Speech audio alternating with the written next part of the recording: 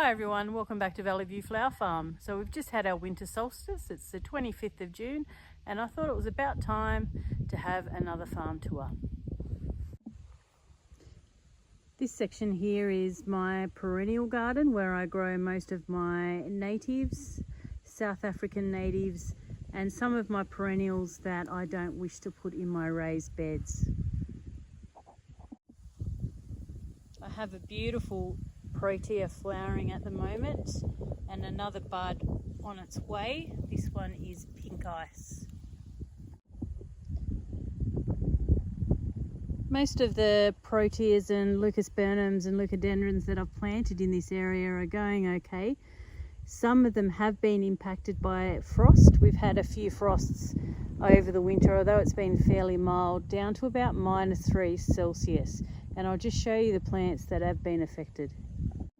So as you can see, with some plants you do get some burning of the young fresh tips of the plant, but I find that it'll come good and it'll reshoot come spring.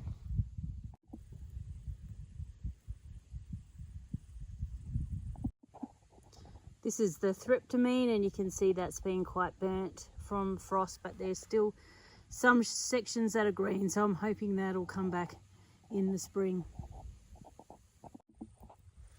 So this is one of my first year tube stocks that I planted in spring, and this here is a rice flower, and the plant's probably about knee height, so not going too badly at all.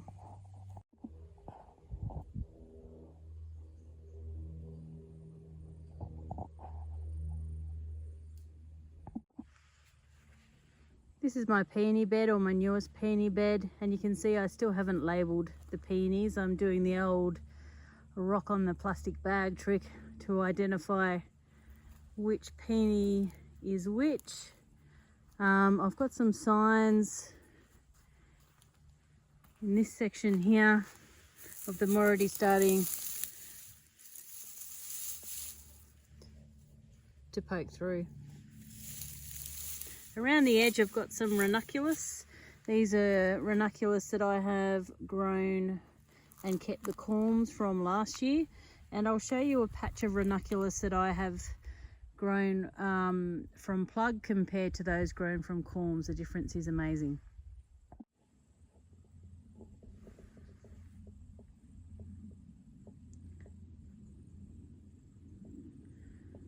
So these ranunculus here are the ones that I have grown from plug. I've got from Ball, Australia, and they are looking pretty good. So this is the lemon yellow ranunculus, and I also have the marshmallow in this section here, and they grew really well. I did, however, have problems with certain varieties, and a lot of them I had quite a bit of die off. You can see some have come back and resprouted, but to be honest, it's been quite disappointing, the die off that's occurred.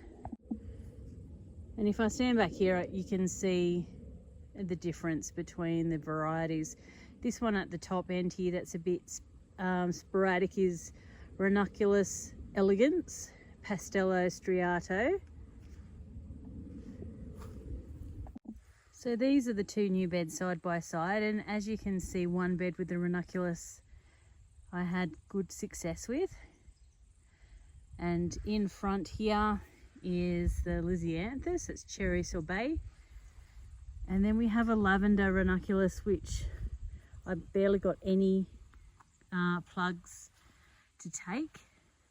Very, very spasmodic results there, and I use the same compost, the same growing conditions, the same amount of sea salt, and I'm not sure whether it's a variety issue or maybe a bit of inexperience on my part, but it's sort of disappointing. The idea with the ranunculus obviously is to grow them as a cut flower, but also I like to save the corms, and I go to the trouble of keeping corms each year because I get a better result. So it's just cheaper to purchase ranuncular plugs. I can get quantity and variety, and depending on the type of ranunculus I ordered, I think the plug equates to anywhere between 40 cents and 80 cents per plug, and you get 288 in a tray, just for reference, whereas the corms in Australia are quite expensive, and justifiably so, because there's a lot of time and energy put into growing on and harvesting corms. So this is a delphinium here. This is also a plug, and I just have some Covent Garden gypsophilia growing here, which I grew from seed, and these are at the end some ranunculus that I have grown from existing corms. So as a bit of a contrast, I just wanted to show you, these are the ranunculus that I grew from corms that I saved last year, and the plants are amazing. They're big, they've got big leaves, they're healthy. I may not have divided them as well as I probably could have. I could have been more brutal in the way I divided the corms, but they've been amazing. I pre-sprouted these, and they pre-sprouted really easily.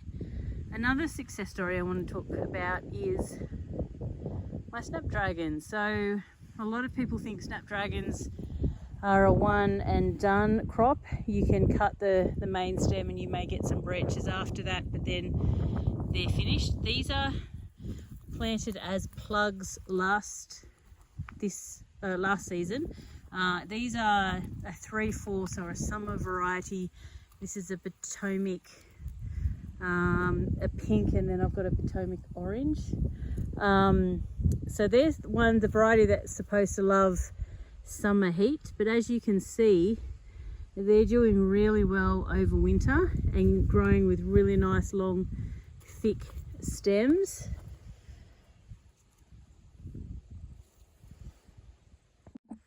And here is another patch. This is the orange, and the reason why I decided to leave them in is I had some growing in my garden, just not your normal everyday snapdragons, and I did notice in their second year they performed much better.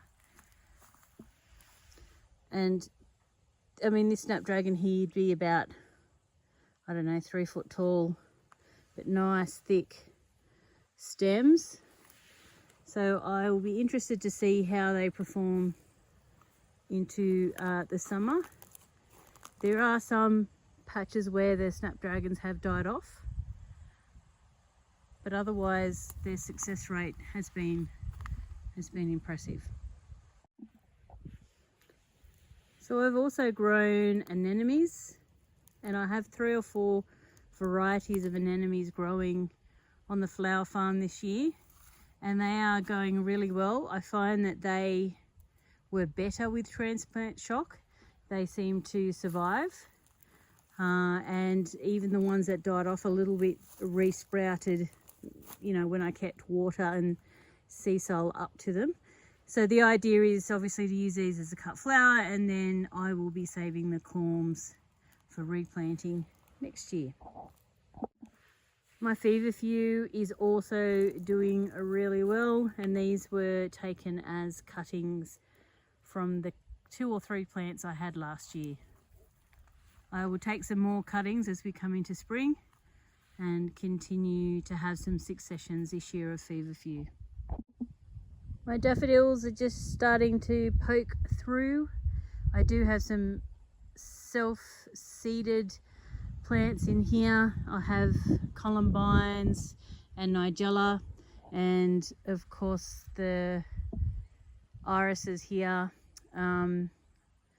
look bigger and better than they did in their first year, so I'm happy with that. A lot of people treat Dutch irises as one and done and as annuals, but they really do perform well as a perennial. So once they start budding up, I'll show you what flowers I have in this patch here. This little section here doesn't look like much, but it is my patch of delphiniums. So I had a difficulty in growing delphinium from seed. I only was successful with about a dozen plants, But from that dozen plants, I was able to take root cuttings or just simply divide the plant and then plant it in this section. And even though some of these look like they're not doing much, they are just starting to sprout from the crowns of the plant. So I'm hoping to increase my patch of delphiniums because I've been really impressed with them. I think in my last video these delphiniums at the back were still flowering. They just seem to flower all season. We don't get particularly hot here. 35 is a pretty hot day for us.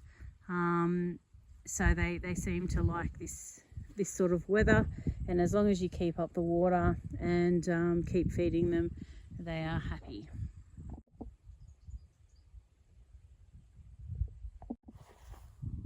So these are my overwintered Lisianthus, and they're not as nice looking as the cherry sorbet ones I showed you previously. They are yellowing a little bit.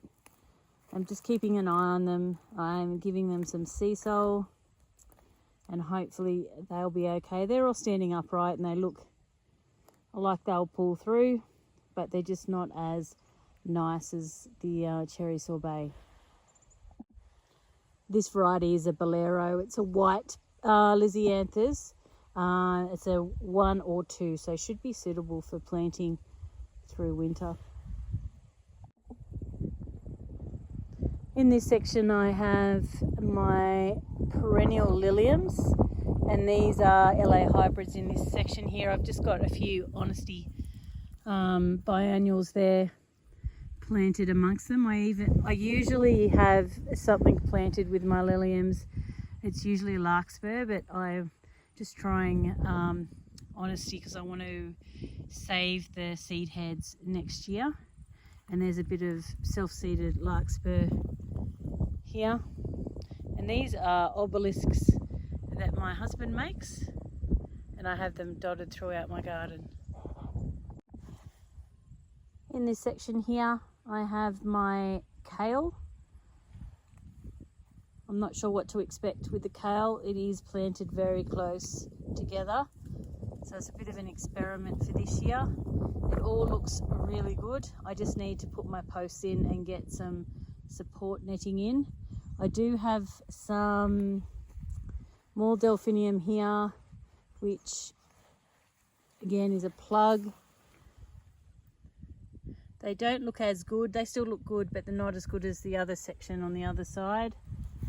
And then in here I've just got some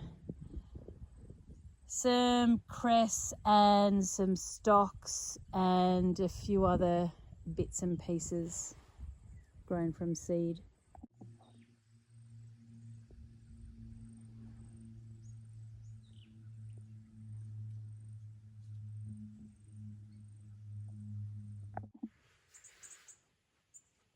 In this section I have put in some erigeum and some sea holly. I'm just trying to increase the amount of erigeum and sea holly I've got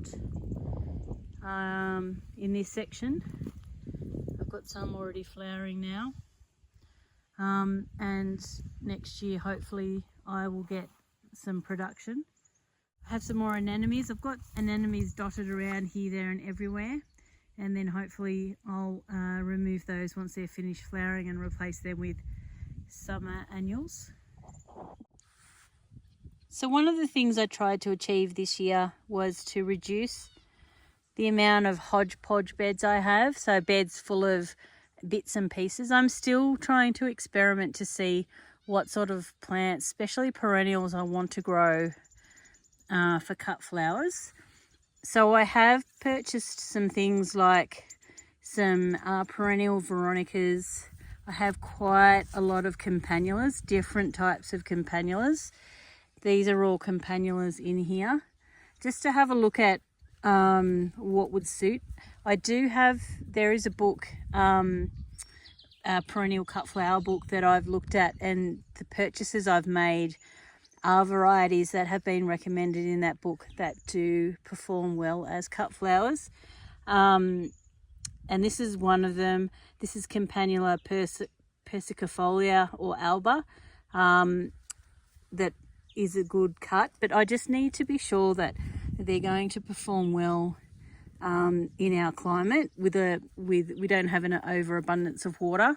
So this is my last hodgepodge bed that I have with an assortment of perennials, and if I like the perennials and they perform well, a lot like the Erigeum, I know, and that is a good perennial for our climate, then I'll dedicate some space for that plant. So one of the perennials that I do like at the moment is perennials baby's breath, which I've got 3 plants of, and I plan to take some cuttings in spring. They've grown really well, and I think I will dedicate a bit of space for those next year. And I also like the perennial scabiosa. I've got a couple plants dotted around in different sections, so I hope to dedicate at least one section of bed to the white and blue perennial scabiosa. So this is my little dahlia bed, and I've cut all the dahlias back, and then I just cover them with hay and let them go, and they will come back hopefully next year. They shouldn't rot, they're in raised beds, and the frost, I mean, they've been exposed to a few frosts now before I put the hay on them, so, and they're unaffected, so they should be fine under the hay. I grow them in my garden like this. I don't even mulch over the top of them in the garden, and a lot of the time the tubers are above the ground. They seem to lift themselves up above the ground, and they get frost directly on them, and it's not a problem in our climate.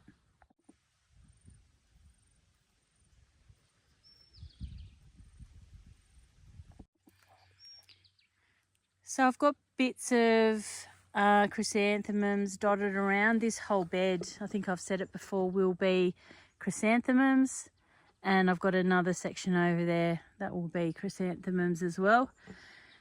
So the idea now is I leave these plants in. These will be the mother plants, and then when the weather warms up, I could probably even do it now, cut that section off here and strike that. I could strike that one, that one, that one. There's another one there and another one there, and just take a heap of cuttings and then fill this bed up with chrysanthemums. I will have to improve my method of support though for those, because that was a bit of a failure last year. They kept flopping over.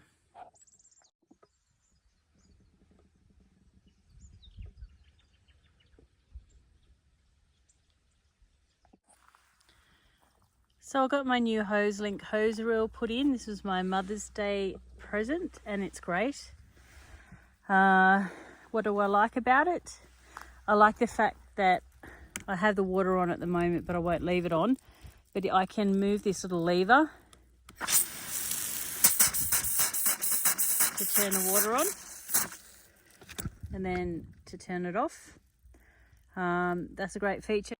The recoil of the hose is a great feature as well, and I think if you got in its way, it'd almost take your head off. And the fact that it swivels is a great feature as well. So I get sick of winding up hoses, so that itself is a great feature. And yeah, we'll just see how it goes. And my husband's fitted it so I can move it around. So he might put some posts in some different places, and so instead of dragging a hose around, I can just lift up the hose link and move it to a different location. We have our garlic planted. I have 2 round beds planted up with a white and a purple garlic. The mesh is just on top to keep animals out until the garlic gets established.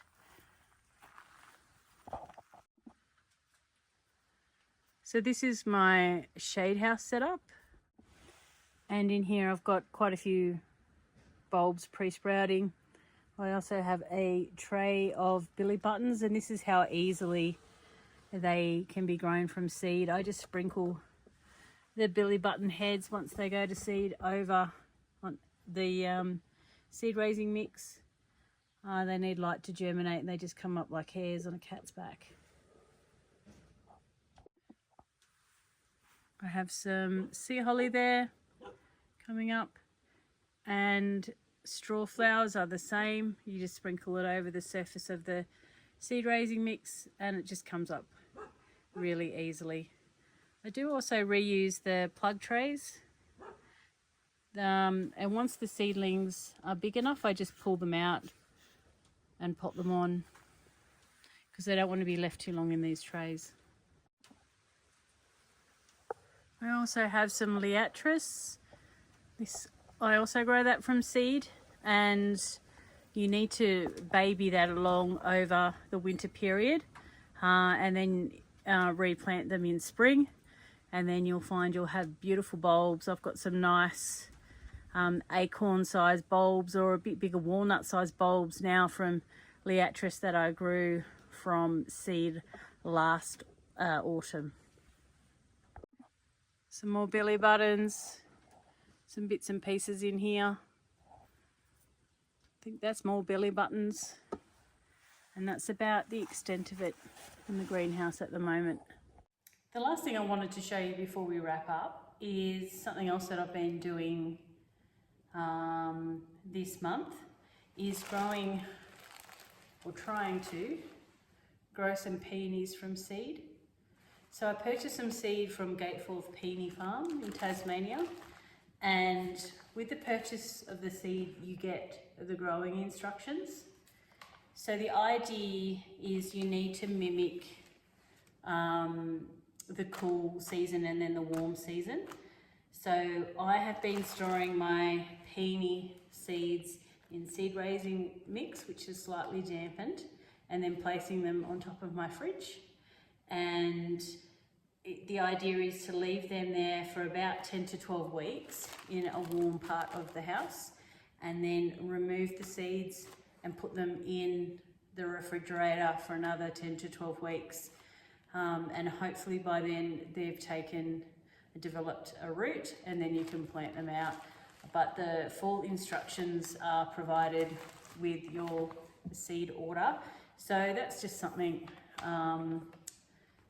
different to do, something to do over the cooler months of winter and see how I get on. I do realise that to do it from seed you need to be very patient, not only with the germination time but also with the time it takes to get a peony to flower from seed. And of course you may wait 5 years and then the flower may not be impressive, but I don't know, I'm patient, so I thought I'd give this a go. So thanks for watching and thanks for staying until the end. And I don't know, if you're patient like me, maybe give peony growing from seed a go. And I will see you in the next tour of the flower farm as we get ready for spring. Thanks for watching, I appreciate it. Bye.